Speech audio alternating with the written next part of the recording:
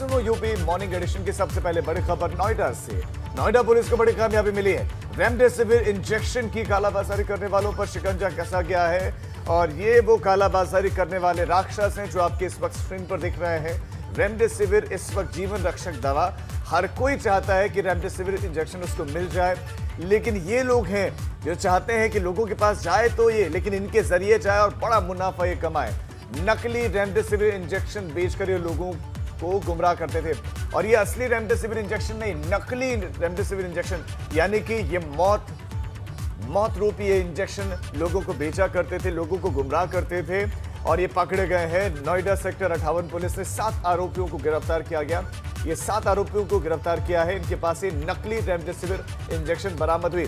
ABP Ganga आपको आगाह करना चाहता है, आपसे यही अपील करना चाहता है कि अगर आप रेमडेसिविर इंजेक्शन की चाह रखते हैं तो जो केमिस्ट की शॉप है या जो ऑथराइज सेंटर से वहां से ही आप लें और जो डॉक्टरों के द्वारा बताया गया है उनको आप देखें कि असली और नकली में फर्क क्या है। कोरोना के इलाज में यूज होने वाली चीज़ों की कालाबाजारी हो रही थी। हम लोग की इसकी सूचना मिली और उसके बाद लगातार कमिश्नरेट पुलिस नोएडा की सभी थानों की टीम्स इस पे काम करना शुरू कर दी है और विगत कुछ दिनों में हम लोगों ने काफ़ी ऐसे गैंग पकड़े हैं। इसी क्रम में एसीपी सेकंड और एसओ सेक्टर 58 की टीम को एक सफलता मिली है जिसमें इन लोगों ने 7 लोगों को अरेस्ट किया है। ये सातों चूँकि मेडिकल से जुड़े हुए थे तो वहाँ अस्पतालों के इर्द गिर्द जाकर अपना परिचय देकर के लोगों को अपना शिकार बनाते थे और ये इंजेक्शन 12,000 से लेकर 40,000 में उनको बेचते थे। हम लोग इनके विरुद्ध कार्रवाई की है, हम लोगों ने एफआईआर की है और कठोरतम कार्रवाई की जाएगी।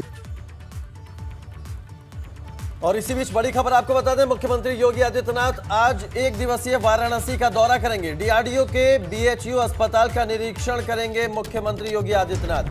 750 बेड का ये अस्पताल है जिसे डीआरडीओ ने तैयार किया है। इसका ड्राई रन मुख्यमंत्री देखेंगे। दोपहर 2 बजे तक मुख्यमंत्री वाराणसी आएंगे। सीएम कोरोना के इलाज को लेकर अधिकारियों के साथ बैठक भी करेंगे। तो आज 1 दिन के दौरे पर वाराणसी पहुंच रहे मुख्यमंत्री योगी आदित्यनाथ। यहां पर अधिकारियों के साथ बैठक करेंगे। डीआरडीओ के 750 बेड के अस्पताल का निरीक्षण करेंगे। ऑक्सीजन और दवाइयों की उपलब्धता को लेकर अधिकारियों से जानकारी लेंगे मुख्यमंत्री। वाराणसी प्रशासन मुख्यमंत्री के दौरे की तैयारियों में जुट गया है। काफी अहम दौरा मुख्यमंत्री का वाराणसी में, जिस तरह से प्रकोप कोरोना का देखने को मिला, ऐसे में आज मुख्यमंत्री दौरा करेंगे और डीआरडीओ का ये अस्पताल 750 बेड का, इसका आज ट्रायल रन शुरू हो रहा है तो मुख्यमंत्री तैयारियों का जायजा भी लेंगे। इस वक्त हम डीआरडीओ के बीएचयू स्थित अस्थायी अस्पताल के आईसीयू में मौजूद हैं और तैयारियां आप देखिए। यहाँ पर 250 बेड, लगभग 250 बेड यहाँ पर आईसीयू में है और इसके साथ 500 जो बेड हैं वो ऑक्सीजन बेड हैं, वो जो यहाँ के अन्य वार्ड बनाए गए हैं उसमें उपलब्ध हैं। तो बनारस के लिहाज से 750 बेड का ये अस्थायी अस्पताल तैयार हो चुका है। आज इसका ड्राई रन शुरू हो गया है। अब देखिए सेना के ये जो जवान हैं ये यहाँ पर पहुँच चुके हैं। इन जो उपकरण हैं इनके बारे में ये पूरी तरह से कहे तो जानकारी ले रहे हैं। पूरी तरह से इसको पूरी तरह से चुस्त दुरुस्त किया जा रहा है। आज यूपी के मुख्यमंत्री भी यहाँ पर पहुँचेंगे, तैयारियों का जायजा लेंगे। इसके साथ ही आपको बता दें कि हर मरीज यहाँ पर नहीं आ सकता। कोविड कमांड सेंटर में मरीज पहले अपना डाटा वहाँ उपलब्ध कराएगा, उसके बाद प्रशासन ये निर्णय लेगा कि किस मरीज को यहाँ भेजना है और किस मरीज को किसी और अस्पताल में भेजना है। तो ये सारी तैयारियाँ यहाँ पर पूरी हो चुकी हैं। यूपी के सीएम खुद यहाँ पर आकर तैयारियों का जायजा लेंगे और इसके बाद अधिकारियों से कोविड संबंधी जो तैयारियां हैं उसके बारे में भी जानकारी लेंगे। नीतीश कुमार पांडे, एबीपी गंगा, वाराणसी। तो मुख्यमंत्री करीब 2 बजे वाराणसी पहुंच सकते हैं। डीआरडीओ की ओर से जो अस्पताल बनाया गया है 750 बेड का, इसका आज ट्रायल रन है और मुख्यमंत्री निरीक्षण करने आ सकते हैं। आएंगे मुख्यमंत्री के अस्पताल में जो आईसीयू बेड है वहाँ पर ये देखें सेना के पैरामेडिकल स्टाफ हैं और इनसे जानेंगे कि जहाँ ये जाते हैं इनके मन में क्या होता है। सर, सबसे पहले आपका नाम जानेंगे। मेरा नाम नायक नर्सिंग असिस्टेंट पटेल है। सर, हम आपसे और इधर आपको बुलाना चाहेंगे और कैमरे के नज़दीक लाना चाहेंगे और एक जानेंगे एक चीज़ कि ये जो आप उपकरण यहाँ पे सही कर रहे हैं, ये कौन कौन से उपकरण हैं और उनकी खासियत क्या है? देखिए ये है वेंटिलेटर है, ठीक है। वेंटिलेटर ये सप्लाई जो है सेंट्रली ऑक्सीजन सप्लाई है जो पीछे साइड में लगा हुआ है, और इसमें ये उस बंदे को ऑक्सीजन मोबाइल ये वेंटिलेटर तब लगाते हैं जब बंदा अपने से सांस लेने में असमर्थ होता है, तो ये वेंटिलेटर का यूज़ किया जाता है। ये उन बंदों के लिए होगा जिनका लंग्स में बहुत ज़्यादा दिक्कत रहेगी, ये उन लोगों के लिए ये सुविधाएं मुहैया की जाएंगी।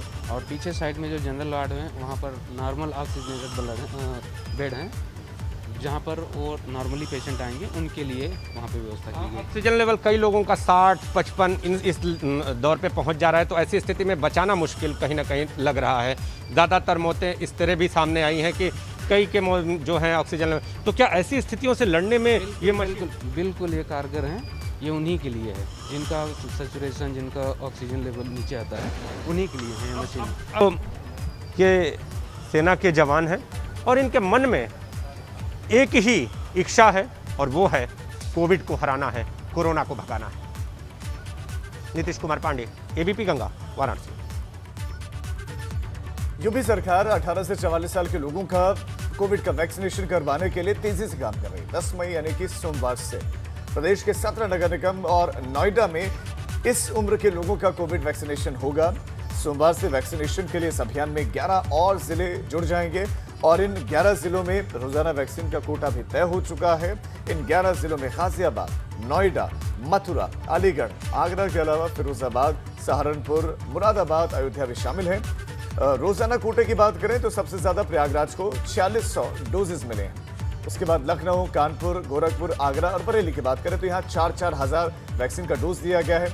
वाराणसी, मेरठ और अलीगढ़ को 3300 डोजेस दिए गए हैं। रोजाना इतने ही लोगों को यहाँ टीका लग सकेगा। और बात हम गाजियाबाद और सहारनपुर की करें तो यहाँ 3100 डोज दिए गए। तो मुरादाबाद और नोएडा को सिर्फ 2800 डोजेस का कोटा तय हुआ है। आपको बता दें कि अब तक प्रदेश के 7 जिलों में 1 मई से 18 से लेकर 44 साल की उम्र को वैक्सीन लगाई जा रही है। तो अब जो जिलेवार डोजेस हैं वो तय किए गए हैं और किस जिले को कितने डोज दिए गए हैं वो हम आपको बता रहे हैं। सबसे ज्यादा प्रयागराज को 4600 डोजेस दिए गए।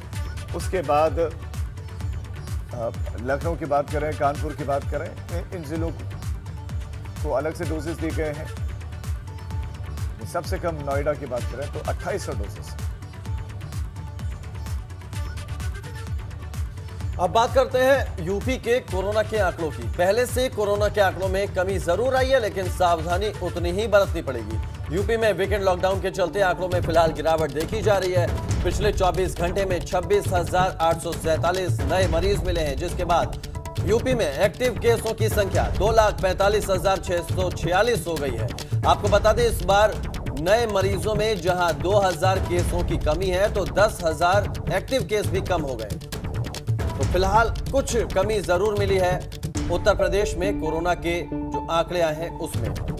साथ ही एक्टिव केसों में भी 10,000 के आसपास कमी देखी गई है और ऐसा माना जा रहा है कि जो कोरोना कर्फ्यू उत्तर प्रदेश में लागू है, कहीं ना कहीं ये उसका असर है। तो यूपी में घटता कोरोना का ग्राफ आपको दिखा रहे हैं हम।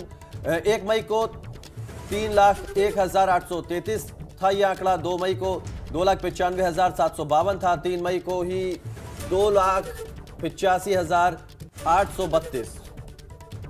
तो घटता हुआ ग्राफ। 4 मई को 2,72,568 था ये आंकड़ा। 5 मई की अगर बात करें 2,62,474 था और 6 मई को 2,54,118। तो कमी आती दिखाई दे रही है कोरोना के आंकड़ों में।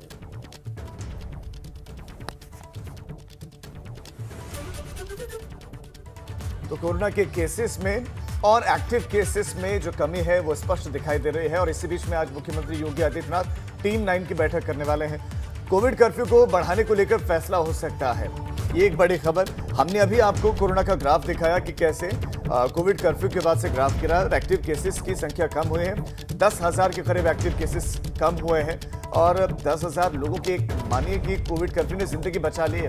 आज 10:30 बजे वीडियो कॉन्फ्रेंसिंग के जरिए ये बैठक होने वाली है। और अब सीधा रुख करते हैं हमारे संवाददाता अनुभव शुक्ला का, इस खबर पर और ज्यादा जानकारियां देंगे। अनुभव, दर्शकों को हमने विस्तार से बताया और डेट वाइज हमने बताया कि ग्राफ गिर रहा है, एक्टिव केसेस भी कम हो रहे हैं और जो केसेस आ रहे हैं वो भी कम हो रहे हैं। तो क्या ये मानकर चलें कि 10:30 बजे ये तय होगा कि फिलहाल एक्सटेंड यानी कि बढ़ाया जाएगा कोविड कर्फ्यू को?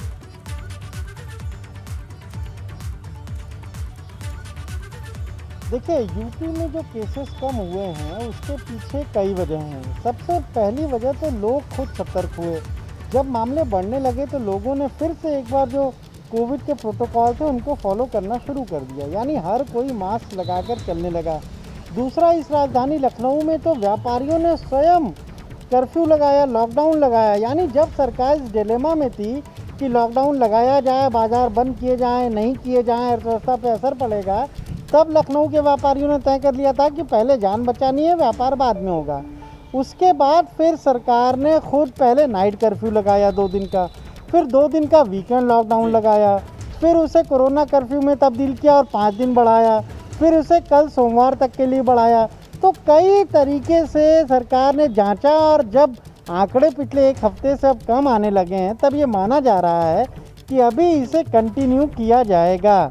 यानी अभी कोरोना कर्फ्यू कह लीजिए, लॉकडाउन कह लीजिए, जो भी आप टर्म दे दीजिए, वो अभी बढ़ाया जाएगा और 1 हफ्ते तक ये बढ़ सकता है। बिल्कुल, और ये साफ हो जाएगा जब मुख्यमंत्री टीम 9 के साथ बैठक करेंगे। स्पेशलिस्ट डॉक्टर जो जी अनुभव, आप हमारे साथ बने रहिएगा। ये कोविड कर्फ्यू बढ़ाया जाएगा, यानी इस पे फैसला मुख्यमंत्री को लेना है। टीम 9 के साथ जब बैठक करेंगे तो हो सकता है कि इसको आगे एक्सटेंड किया जाए। इसी बीच एक बड़ी खबर, पंचायत उपचुनाव के लिए आज मतदान जारी है। प्रदेश में चुनाव के दौरान 99 उम्मीदवारों का निधन हो गया था। ये सभी ग्राम पंचायत प्रधान पद के उम्मीदवार थे। कुशीनगर में 11, बाराबंकी में 7, भदोई में 3, कौशाम्बी में 4 जगह उपचुनाव हो रहा है। बहराइच में 7 उपचुनाव, उन्नाव में 8, बलिया में 6, सोनभद्र में 5 जगह वोटिंग हो रही है। मिर्जापुर में 4 जगह, बांदा में 3 जगहों पर उपचुनाव के लिए वोटिंग जारी है। उपचुनाव में होने वाली वोटिंग की मतगणना 11 मई को होगी। तो कई जगह उपचुनाव के लिए वोटिंग जारी है। पंचायत चुनाव के दौरान करीब 99 ऐसे प्रत्याशी थे, उम्मीदवार थे जिनका निधन हो गया था। और अनुभव शुक्ला हमारे संवाददाता लगातार हमारे साथ बने हुए हैं लखनऊ से, और इस बीच में अभिसार भी हमारे साथ जुड़ गए हैं कौशाम्बी से। अभिसार, आपके पास आना चाहते हैं, जो मतदान केंद्र हैं उन केंद्रों पर सुबह सुबह की तस्वीर कैसी है? नियमों का पालन क्या हो रहा है या फिर नहीं?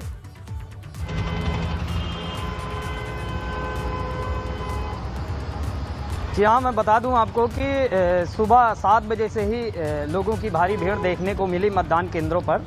और मतदान केंद्रों में अफसर भी बार बार आ रहे हैं, क्योंकि 5 ही मतदान केंद्र हैं जहां पर चुनाव हो रहा है और यहां 60 प्रत्याशी जो चुनाव मैदान में खड़े हैं। और भारी भीड़ भी नहीं दिखाई दे रहे, क्योंकि केवल प्रधानी का ही चुनाव है, अन्य चुनाव नहीं है। इसकी वजह से कोई भीड़ देखने को नहीं मिल रही है। और सोशल डिस्टेंसिंग का अभी तक जो तस्वीरें निकल कर आई हैं वो पालन करते हुए भी लोग दिखाई दे रहे हैं। इसके अलावा पुलिस के जवान जो तैनात हैं वो भी लोगों से बार बार यही कह रहे हैं कि आप लोग सोशल डिस्टेंसिंग का पालन करें। कोरोना वायरस कितना खतरनाक है और किस तरीके से ये एक व्यक्ति से दूसरे व्यक्ति तक फैल जाता है, ऐसी तमाम बातें लोगों को बता रहे हैं। और इसके अलावा प्रत्याशी भी बार बार जाकर अपना प्रचार तो कर रहे हैं, लेकिन कहीं कहीं देखने को ये मिल रहा है कि भैया मास्क जरूर आप लगा के बूथों में जाइए। जी राजीव, बिल्कुल।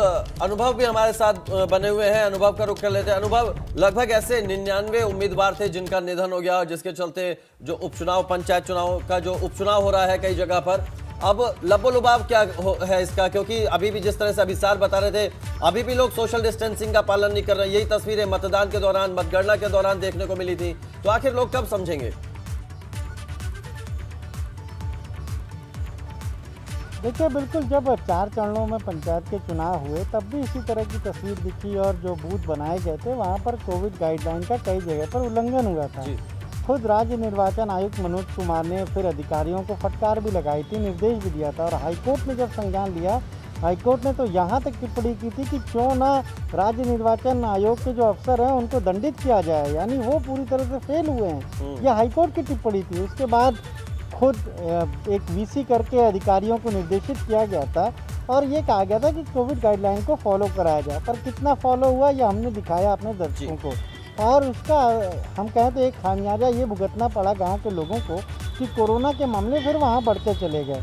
अब ये 99 ऐसे ग्राम सभाएं हैं जहाँ पर जो कैंडिडेट थे उनकी डेथ हो गई, किसी का हम कहें तो इसी तरीके से ये तकरीबन 99 ग्राम सभाएं हैं। उनके निधन की वजह से वहाँ पर चुनाव तब नहीं हुए और फिर ये राज्य निर्वाचन आयोग ने ये तय किया था कि एक साथ इन सब जगहों पर आज के दिन वोटिंग कराई जाएगी। सुबह 7 बजे से ये वोटिंग कराई जा रही है, जैसे हमारे सहयोगी कौशाम्बी से बता रहे हैं, क्योंकि बहुत कम बूथ बनाए जाते हैं, बहुत कम वोटर होते हैं। इसलिए हो सकता है कि यहाँ जहाँ पर अब चुनाव हो रहा है वहाँ पर कुछ सोशल डिस्टेंसिंग दिख जाए, कुछ कोविड गाइडलाइन का फॉलो करते हुए लोग मिल जाए, क्योंकि वोटर कम है और यहाँ पर ज़िले के ऊपर जिम्मेदारी है ज़िले के अधिकारियों पर कि वो हिंसा को भी रोके, कोविड गाइडलाइन को भी फॉलो कराते हुए ये जो मतदान हो रहा है उसको पूरा कराएं। जी बिल्कुल। तो लेकिन कहीं ना कहीं अनुभव ऐसा होता कुछ नजर नहीं आ रहा, क्योंकि अधिकारी अभी भी लापरवाह बने हुए हैं और लोग भी अपनी जिम्मेदारी को नहीं समझ रहे हैं। बहुत शुक्रिया अनुभव आपका हमारे साथ जुड़ने के लिए, और अभिसार आपका भी बहुत शुक्रिया। तो आखिर सवाल ये उठता है कि जब इस तरह के हालात है देश में, तो लोग क्यों नहीं अपनी जिम्मेदारी को समझ रहे हैं और अधिकारी भी क्यों अपनी सख्ती बरत के लोगों को साल से पालन नहीं कर बिल्कुल कौशल, 1 साल से ज्यादा का वक्त हो गया, लोग अभी भी नहीं समझ रहे हैं। फिर लोग कब समझेंगे, या ये समझ लें कि लोगों को समझ नहीं आता। बिल्कुल बहुत छोटे से फौरन वापस आओ। ब्रेक के बाद आप सभी का स्वागत है। सुनो यूपी मॉर्निंग एडिशन देख रहे हैं। बिल्कुल, और बुलेटिन की में आगे बढ़ते हैं और बात कर लेते हैं बड़ी खबर की। शामली से बड़ी खबर आ रही है, जहां पारिवारिक विवाद में 2 महिलाओं की हत्या कर दी गई। शामली से ये बड़ी खबर, 4 भाइयों के खिलाफ हत्या की रिपोर्ट दर्ज की गई है। पहले दोनों महिलाओं को लाठी डंडों से पीटा गया और फिर गला दबाकर उनकी हत्या की गई। बड़ी खबर शामली से आपको बता रहे हैं, पारिवारिक विवाद में 2 महिलाओं की हत्या कर दी गई। पुलिस ने दोनों सगे भाइयों को गिरफ्तार कर लिया है। झंझाना थाना क्षेत्र के केरटू मजरे डेरा लाल सिंह की यह घटना है। पहले दोनों महिलाओं को गला दबा पीटा गया, बुरी तरह से पीटा गया, उसके बाद उनकी गला दबाकर हत्या कर दी गई। शामली से यह बड़ी खबर, पुलिस ने दोनों सगे भाइयों को गिरफ्तार कर लिया है। 4 भाइयों के खिलाफ यह मामला दर्ज किया गया है और घटना आपको बता दें, झंझाना थाना क्षेत्र के केरटू मजरे डेरा लाल सिंह की यह घटना है।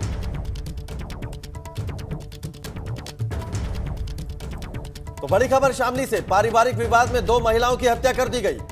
पहले दोनों महिलाओं को लाठी डंडों से पीटा गया, उसके बाद गला दबाकर हत्या कर दी गई। इस मामले में 4 भाइयों के खिलाफ केस दर्ज हुआ है, जिसमें 2 सगे भाइयों को पुलिस ने गिरफ्तार कर लिया।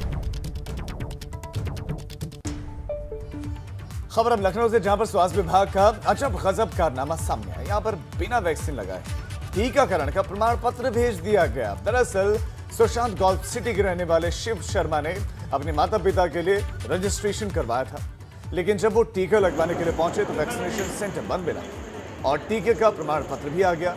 अब ये पूरा मामला जीएमओ पीएचसी सेंटर का है। तो क्या वैक्सीन लग भी रही है या सिर्फ प्रमाण पत्र भेज दिए गए हैं और उसी को डेटा में जारी कर दिया गया है, डेटा में शुमार कर दिया गया है कि इतने लोगों को वैक्सीन लग गई है? क्योंकि ऐसा ही हुआ है यहाँ पर भी, इस केस में यही हुआ है कि वैक्सीन तो लगी नहीं। जब वैक्सीन के लिए सेंटर पर गए रजिस्ट्रेशन के बाद तो वहाँ सेंटर बंद मिला तो घर आए, लेकिन घर पर प्रमाण पत्र पहुँच गया कि आपको वैक्सीन लग गए। हालात क्या है, सिस्टम काम कैसे कर रहा है, आप अंदाजा लगा सकते हैं। जीएमओ पीएचसी सेंटर का ये मामला है। तो टीका लगा नहीं और सबूत दे दिया। इसीलिए सवाल उठ रहे हैं कि वैक्सीनेशन का जो अभियान, जो ड्राइव चल रही है, ये ड्राइव में पलीता लगा कौन रहा है?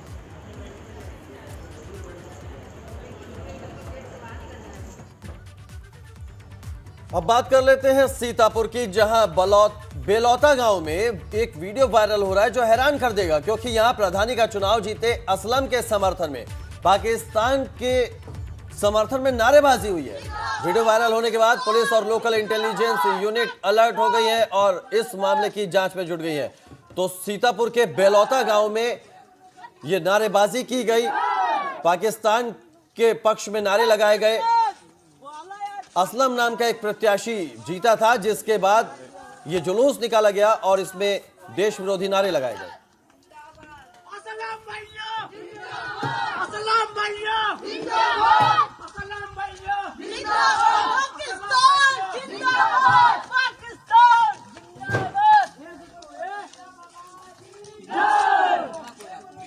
इसकी जांच पड़ताल की गई तो ये थाना थानगांव अंतर्गत एक गांव है बेलौता, वहाँ का एक विजयी प्रत्याशी है असलम। ये अपने कुछ समर्थकों के साथ जुलूस रैली निकाला था, जिसमें असलम के पक्ष में नारे लग रहे हैं, साथ ही साथ कुछ आपत्तिजनक शब्दों का भी प्रयोग हो रहा है।